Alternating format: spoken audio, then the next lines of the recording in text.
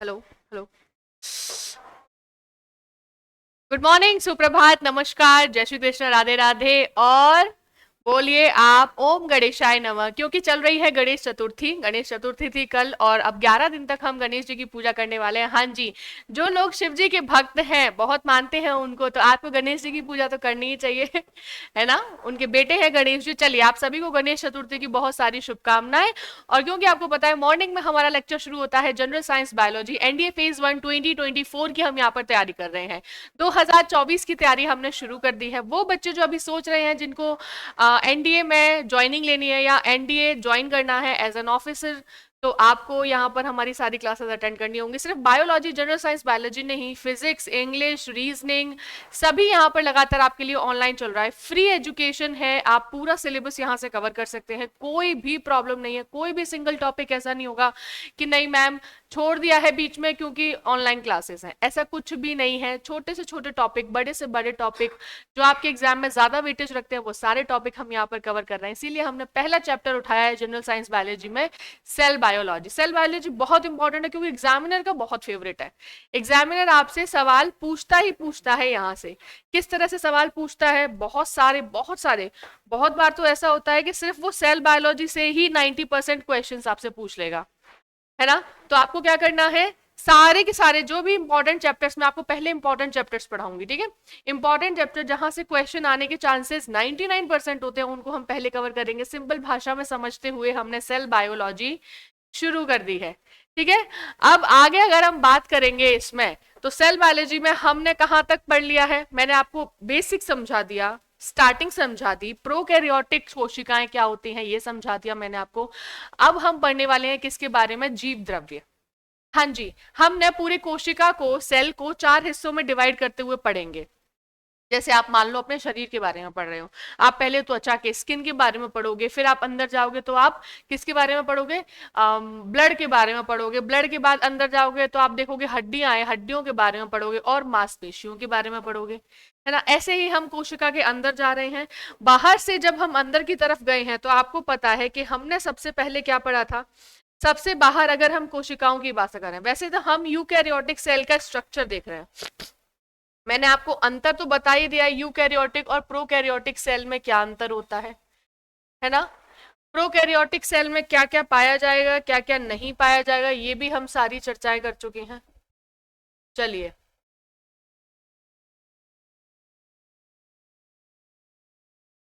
आगे अगर हम बात करें यहाँ पर, तो मैंने कोशिका को 3 हिस्सों में विभाजित किया था। कौन कौन से थे वो हिस्से, सबसे पहला था आपका क्या, सेल वॉल। जब हम यूकैरियोटिक सेल्स की बात करते हैं, मैं यहां पर हेडिंग डाल देती हूं आपका यूकैरियोटिक सेल, ठीक है। यूकैरियोटिक कोशिकाएं, और यूकैरियोटिक सेल में पादप कोशिकाएं भी आती हैं और जंतु कोशिकाएं भी आती हैं। यानी कि हम बोल सकते हैं ये है आपकी प्लांट सेल और एक है आपकी एनिमल सेल, है ना। इसमें फंगस की यानी कि कवक की कोशिका भी आती है, शैवाल कोशिकाएं भी आती हैं इसमें, और पादप कोशिकाएं, जंतु कोशिकाएं सब आती हैं इसमें। चलिए, तो हम इस तरह से स्ट्रक्चर देख रहे हैं एक यूकैरियोटिक सेल का, और इसमें हम अंतर पढ़ते हुए जा रहे हैं प्लांट सेल और एनिमल सेल में क्या अंतर है। हमने बताया था जो पादप कोशिकाएं होती हैं, प्लांट सेल होती हैं, इसमें चारों ओर क्या पाया जाता है, इनमें चारों ओर यहाँ पर मौजूद होती है एक कोशिका भित्ति। इस कोशिका भित्ति को आप क्या बोलते हैं, सेल वॉल। पादप कोशिकाओं के पास मौजूद है कोशिका भित्ति सबसे बाहर, ठीक है। अगर हम यहाँ पर बात करेंगे कोशिका भित्ति की, तो कहां पर पाई जाएंगी, सिर्फ और सिर्फ पादप कोशिकाओं में, जंतु कोशिकाओं में कभी भी नहीं होती है सेल वॉल, ठीक है। यहां पर मैंने लिख दिया ये है सेल वॉल। पादप कोशिकाओं के अलावा हमने 2 और जगह देखी, फंजाई और बैक्टीरिया में भी ये सेल वॉल पाई जाती है, पर जंतु में कभी नहीं पाई जाएगी।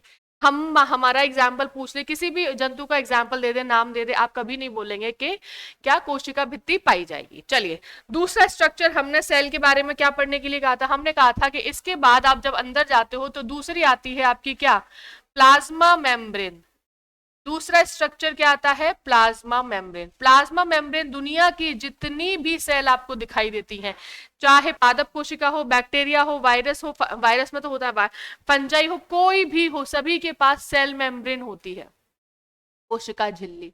सेल मेम्ब्रेन क्या करती है, सेल के अंदर जो भी मटेरियल भरा हुआ है उसको सेल के बाहर जो कुछ भी पाया जाएगा उससे अलग करती है ना, बैरियर बन जाती है, खड़ी हो जाती है। मैंने कहा था जैसे मम्मी खड़ी हो जाती है पापा और बच्चे के बीच में जब लड़ाई होती है, माँ बीच में खड़ी हो जाती है ना, ऐसे ही सेल मेम्ब्रेन बीच में खड़ी हो जाती है। सेल मेम्ब्रेन को हम प्लाज्मा मेम्ब्रेन भी कहते हैं। अब तीसरा हिस्सा जब आता है एक यूकैरियोटिक सेल का, तीसरा पार्ट जब आता है जिसको आप क्या कहते हो, जीव द्रव्य या फिर प्रोटोप्लाज्म। हम यहाँ पर पढ़ेंगे किसके बारे में, प्रोटोप्लाज्म के बारे में हम पढ़ने वाले हैं। प्रोटोप्लाज्म क्या हो गया,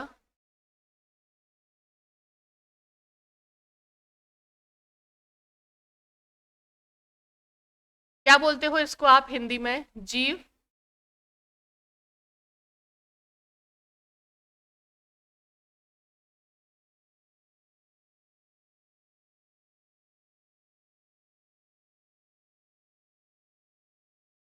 कोई बात नहीं, जीव द्रव्य हिंदी में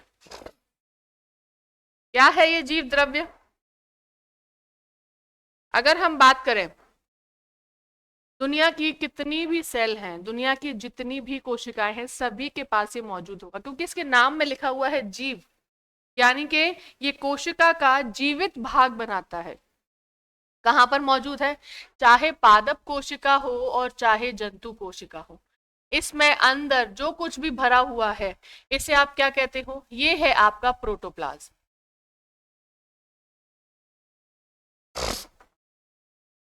ये है प्रोटोप्लाज्म। समझ में आया, कोई प्रॉब्लम नहीं है, ठीक है। तो प्रोटोप्लाज्म के बारे में सबसे पहली बात हम बोल सकते हैं, सबसे पहली बात आप क्या बोलोगे कि जितने भी जीवित कोशिकाएं हैं, all living cells are made up of protoplasm, या फिर आप कह सकते हो all living cells contain protoplasm, right. सभी के पास होगा क्योंकि ये जीव द्रव्य है। ये क्या बना रहा है, कोशिका का जीवित भाग बना रहा है, living part of the cell बना रहा है, तो सभी के पास होगा। इसका मतलब मैं कह सकती हूँ अगर अंदर से आप जीव द्रव्य को बाहर निकाल दोगे तो क्या हो जाएगा, अगर जीव द्रव्य को बाहर निकाल दिया गया तो कोशिका मर जाएगी। सिंपल सी बात है। दुनिया की सभी कोशिकाओं के पास ये मौजूद होता है। अगली अगर हम यहाँ पर बात करें, अब अगर मैं दूसरी बात करूं यहाँ पर, दूसरा पॉइंट क्या होगा, जंतु कोशिकाओं के पास भी है, पादप कोशिकाओं के पास भी है, सबके पास है। प्रोटोप्लाज्म बना किस चीज का होता है, अगर हम बात करें कि प्रोटोप्लाज्म किस चीज का बना है, तो आप देखोगे इसके अंदर, कोशिकाओं के अंदर यहाँ पर बहुत सारे अलग अलग तरह के कोशिका अंग मौजूद होते हैं।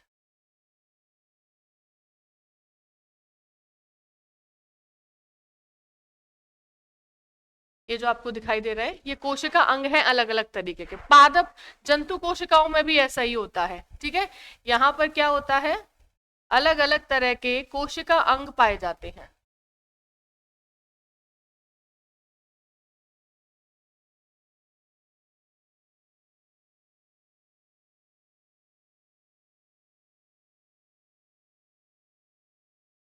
बहुत सारे कोशिका अंग। तो प्रोटोप्लाज्म जो होता है, जीव द्रव्य जो होता है, it is made up of many cell organelle,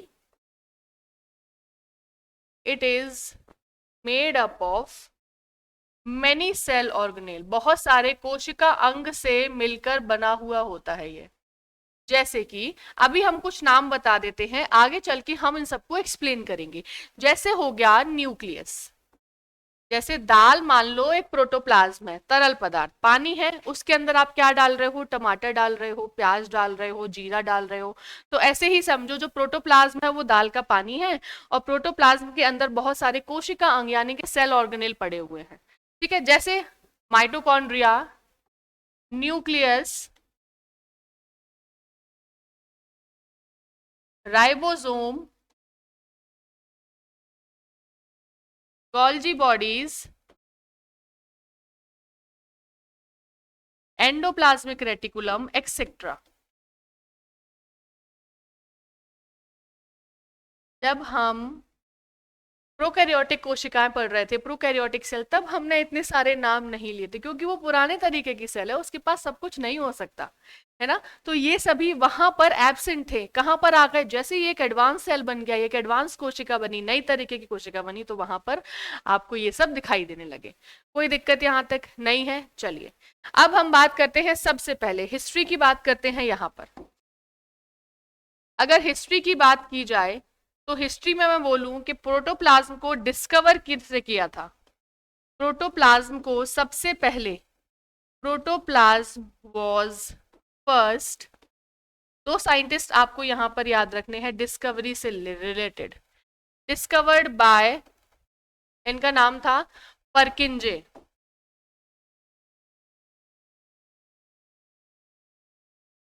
सबसे पहले प्रोटोप्लाज्म को डिस्कवर किया था परकिंजे ने। ठीक है, अब इन्होंने कहा था कि जो प्रोटोप्लाज्म होता है ये कोशिका का जीवित भाग होता है। ठीक है, जीव द्रव्य कोशिका का जीवित भाग होता है। Protoplasm is the living part of the cell, ये इन्होंने कहा था। इसके बाद दूसरे साइंटिस्ट आए, दूसरे साइंटिस्ट ने एक स्टेटमेंट दिया। ठीक है, दूसरे साइंटिस्ट का नाम था हग्सले।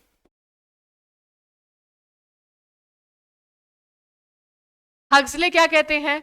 हग्सले कहते हैं कि प्रोटोप्लाज्म जो होता है is a physical unit of cell.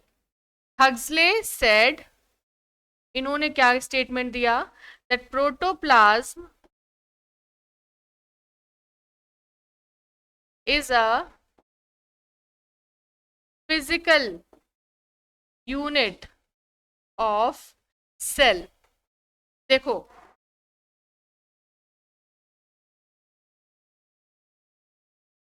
Cell is a basic structural and functional unit of life.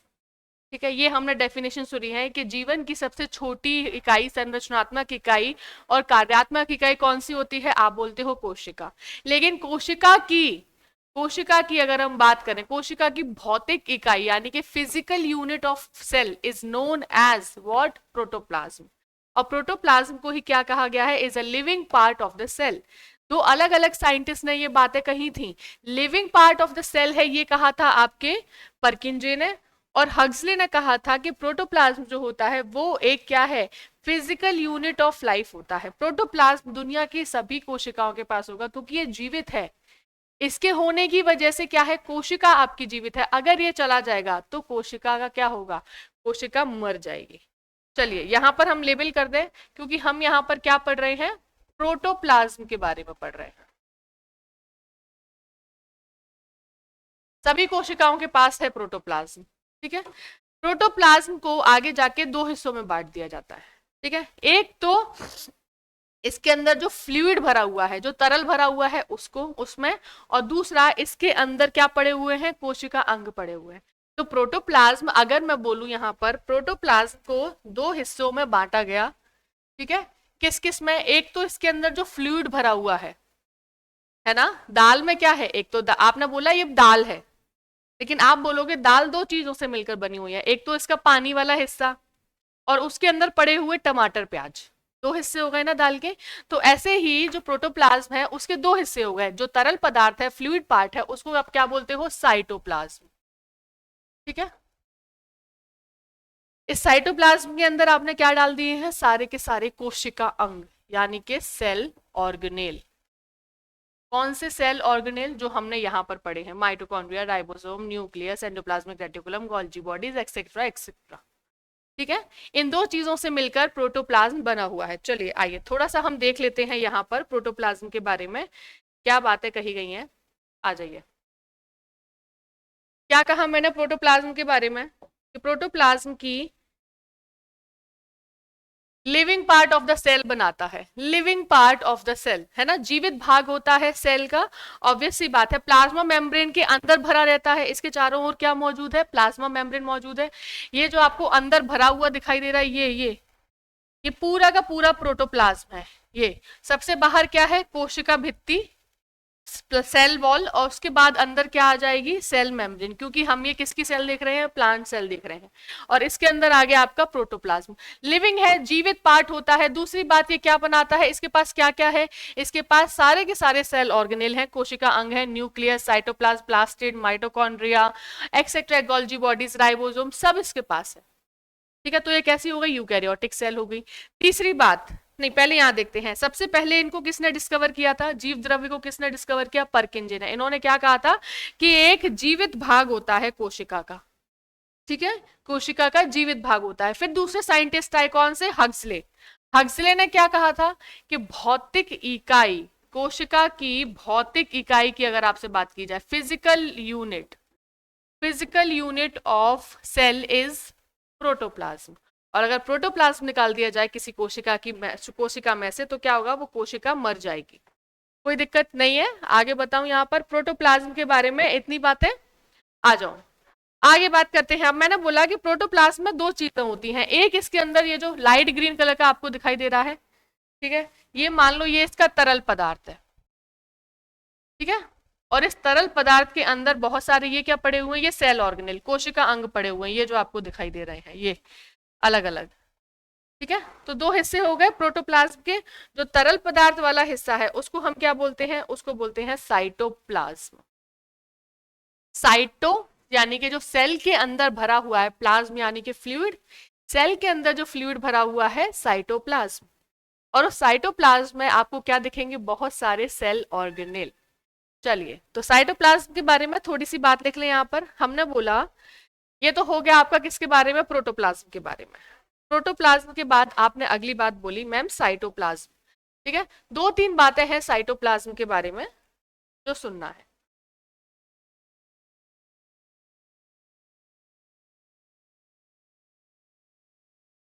Cytoplasm के बारे में हमने बोला, ये जो कोशिका के अंदर तरल फ्लूइड पार्ट होता है उसे हम बोलते हैं साइटोप्लाज्म, और फ्लूइड के अंदर जो बहुत सारे ऑर्गेनेल पाए जाते हैं उन्हें हम क्या बोल देते हैं, सेल ऑर्गेनेल। अब अगर हम बात करें साइटोप्लाज्म की, तो साइटोप्लाज्म क्या है, आप बार बार बोल रहे हो मैम, इसका कोशिका का तरल पदार्थ, तरल पदार्थ, तरल पदार्थ, ठीक है।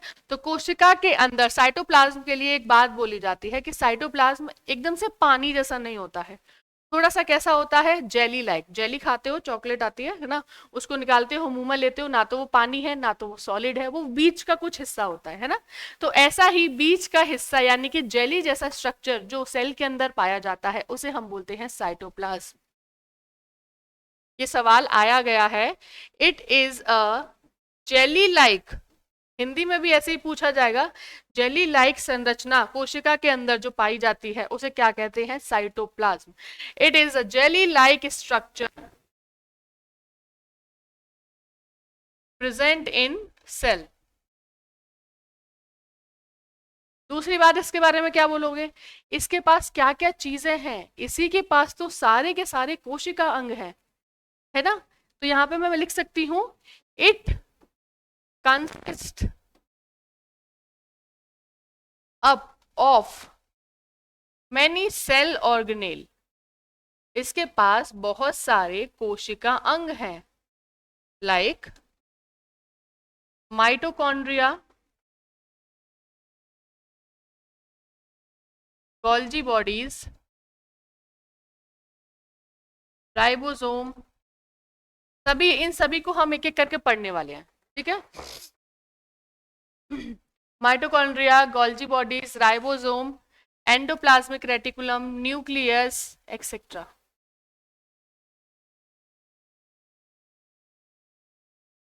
न्यूक्लियस एक्सेट्रा बहुत है, क्लोरोप्लास्ट, लाइसोसोम्स और भी बहुत सारे हैं, ठीक है। इन सभी से मिलकर बना है। इसके अलावा साइटोप्लाज्म में क्या पाया जाता है, इसके अलावा जो आपको द्रव्य दिखाई देता है, अगर हम साइटोप्लाज्म की बात करें तो cytoplasm is made up of 80% water. Cytoplasm is made up of 80% water and some salts, कुछ इसमें सॉल्ट्स भी पाए जाते हैं, लेकिन ज्यादातर ये किसकी बनी है, वाटर की। तो अगर सेल के अंदर से, कोशिका के अंदर से पानी बाहर निकाल दिया जाए तो क्या होगा, कोशिका मर जाएगी। आपका शरीर भी तो ज्यादातर पानी से बना हुआ है। क्यों बना हुआ है? क्योंकि कोशिकाओं में पानी है। कोशिका 80% पानी से बनी होती है, बाकी इसके पास सॉल्ट होते हैं, थोड़े बहुत प्रोटीन होते हैं, ये सारी चीजें होती हैं कोशिकाओं में। अब साइटोप्लाज्म का काम क्या है? साइटोप्लाज्म का काम क्या है?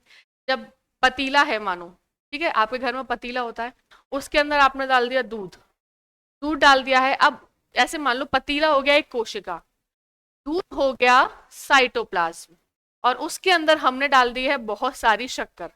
अब रखे रखे तो शक्कर घुलेगी नहीं, शक्कर इधर से उधर कैसे मूव करेगी? जब आप उस पतीले को हिलाओगे, पतीले को हिलाओगे इसका मतलब जो अंदर का दूध है जब वो मूवमेंट करेगा तो शक्कर के दाने मूवमेंट करेंगे, और उनके मूवमेंट की वजह से क्या होगा? वो शक्कर घुल जाती है।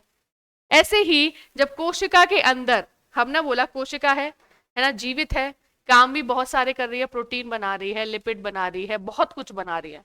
अब एक जगह से दूसरी जगह अगर हमें प्रोटीन पहुंचाना है, सपोज कर लो ये रही आपकी कोशिका,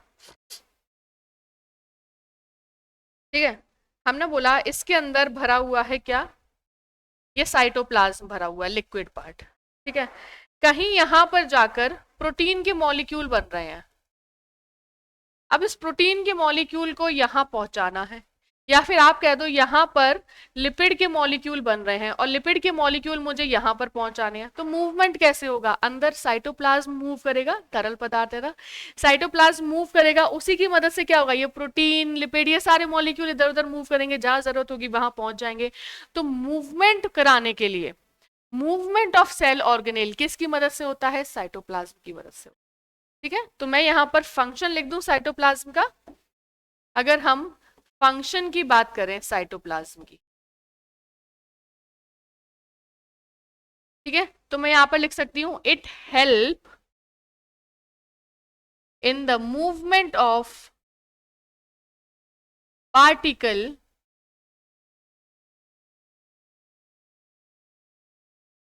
जैसे कि प्रोटीन हो गया, जैसे कि लिपिड हो गया, ठीक है, विद इन द सेल।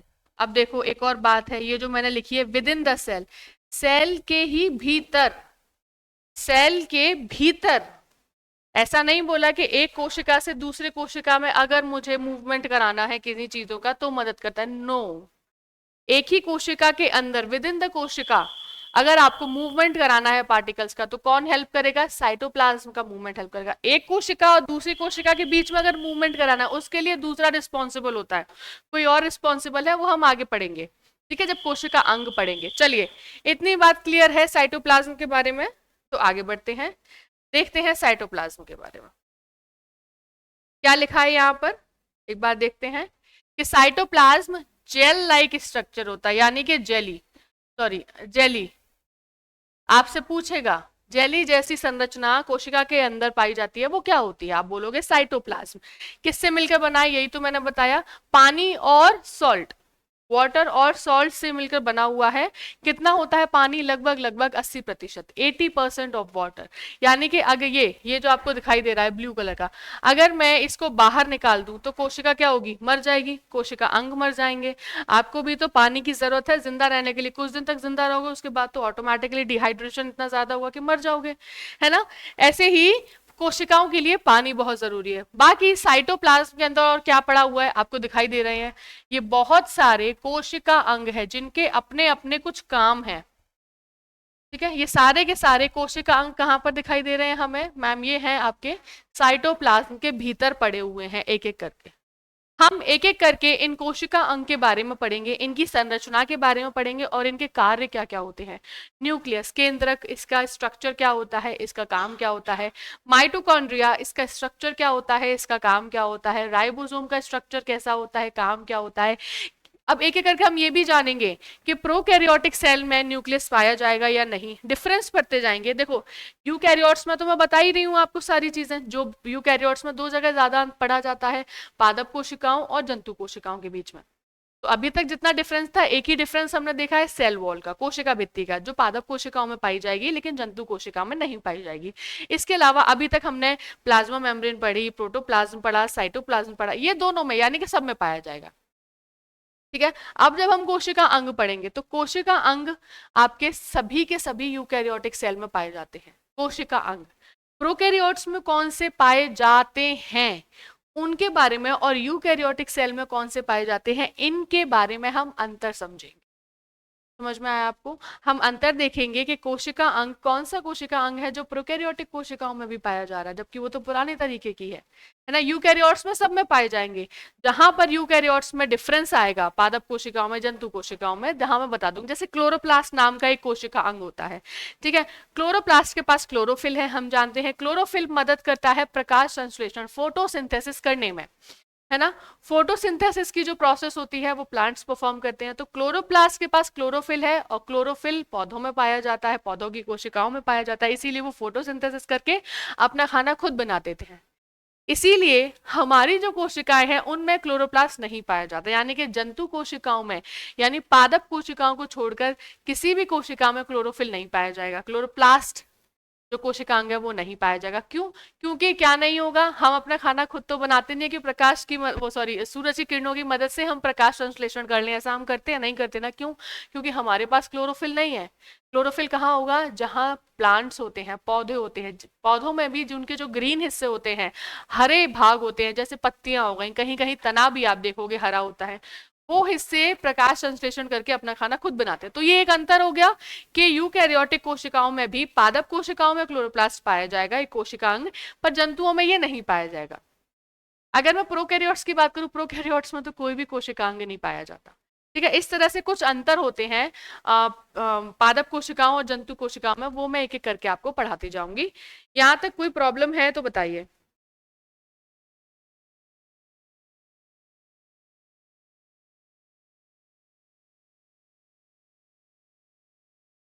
ये हो गया आपका प्रोटोप्लाज्म वाला हिस्सा। हमने पूरी कोशिका को चार हिस्सों में चार भागों में डिवाइड किया था। सबसे पहले थी आपकी कोशिका भित्ति। कोशिका भित्ति के बाद आते हैं आपके कोशिका झिल्ली। शेप में देखते हैं हम यहाँ पर, ये थी कोशिका भित्ति, पहला हिस्सा खत्म। ठीक है, सेल वॉल हम पढ़ चुके हैं। दूसरा क्या है? Plasma membrane. कोशिका झिल्ली अंदर गए तो कोशिका झिल्ली हमको मिली, हमने इसका पूरा स्ट्रक्चर देखा, इसका काम क्या होता है ये देखा, थिकनेस क्या थी इसकी ये देखी, इसका नेचर कैसा होता है, सेमी परमिएबल या सिलेक्टिवली परमिएबल होते हैं, ये सब हमने देखा। उसके अंदर जब हम आए तो हमने तीसरा स्ट्रक्चर क्या देखा? प्रोटोप्लाज्म। जब प्रोटोप्लाज्म को हमने देखा तो प्रोटोप्लाज्म को हमने दो भागों में डिवाइड कर दिया, साइटोप्लाज्म जो जेली लाइक स्ट्रक्चर है, और सेल ऑर्गेनेल, ठीक है, जो सॉलिड स्ट्रक्चर्स कोशिका के अंदर पड़े होते हैं। ठीक है, तो ये है आपका साइटोप्लाज्म, ये जो भरा हुआ है ऐसे ऐसे ऐसे ऐसे, ठीक है, और इसी में क्या पड़े हुए हैं? आपके सेल ऑर्गेनेल। साइटोप्लाज्म के बारे में मैंने आपको सारी चीजें बता दी यहाँ पर, कि साइटोप्लाज्म के मूवमेंट की वजह से ही अलग अलग पार्टिकल मूव करते हैं सेल के अंदर, सेल के अंदर मूवमेंट बताया। अब बात करते हैं कोशिका अंगों की। अगला हिस्सा क्या बचा है? लास्ट है कोशिका अंग। और कोशिका अंग बहुत सारे तरीके के होते हैं, जैसे अभी हमने लिखे न्यूक्लियस, बहुत इंपॉर्टेंट। हमने लिखा माइटोकॉन्ड्रिया, बहुत इंपॉर्टेंट। हमने बोला राइबोसोम, और भी ज्यादा important. Endoplasmic reticulum, Golgi bodies, chloroplast, vacuole, lysosomes, इस तरह से 8 से 10 कोशिका अंग, जैसे हमारे शरीर के अंग हैं, बहुत सारे ऐसी कोशिकाओं के पास अपने खुद के अंग हैं, उनके अंग खुद काम करते हैं। बहुत सारे फंक्शन, जैसे सेल काम कर रही है, बहुत सारा काम कर रही है, तो उसे एनर्जी चाहिए। एनर्जी कौन दे रहा है? माइटोकॉन्ड्रिया, वो अपना काम कर रहा है, मैं एनर्जी बनाऊंगा, चिंता मत करो। ठीक है, एनर्जी प्रोटीन की जरूरत होती है कोशिकाओं को, प्रोटीन कौन बना रहा है? राइबोसोम। ठीक है, मैं प्रोटीन बना के दे दूंगा कोशिकाओं को, तुम चिंता मत करो। वसा की जरूरत है, वसा लिपिड कौन बना रहा है इस कोशिका के अंदर? आपकी बॉडी में भी तो बनते हैं, प्रोटीन बनता है, फैट बनता है, एनर्जी मिलती है आपको रेस्पिरेशन से। वहां पर वसा कौन बना रहा है? लिपिड कौन बना रहा है? आप बोलोगे मैम एंडोप्लाज्मिक रेटिकुलम बना रहा है। तो सबके अपने अपने काम हैं कोशिका के अंदर। तो हर एक कोशिका अंग का स्ट्रक्चर और उनका, हर एक कोशिका अंग का संरचना और उनका कार्य क्या क्या होता है ये हम एक एक करके पढ़ेंगे। सेल ऑर्गेनेल कल से शुरू करेंगे। होपफुली आज का लेक्चर आपको पसंद आया हो। आगे अगर आपको पढ़ाई करनी है तो मेरे साथ बने रहिए और मेरी क्लास को देखते रहिए। मॉर्निंग में हम एनडीए फेज 1 2024 की तैयारी कर रहे हैं। कल से हम कोशिका अंगों पर फोकस करेंगे। इंपॉर्टेंट बात बताऊंगी, आपके एग्जाम से रिलेटेड जो सारी चीजें हैं वही हम यहाँ पर डिस्कस करेंगे। चलिए तब तक अपना ध्यान रखिए, अच्छा खाना पीना खाइए और अपने दिमाग को अच्छे थॉट्स खिलाइए, बॉडी को अच्छा खाना खिलाइए, सबसे अच्छे से बात करिए, प्यार से बात करिए, प्यार से रहिए। तब तक अपना ध्यान रखिए। Take care, bye bye.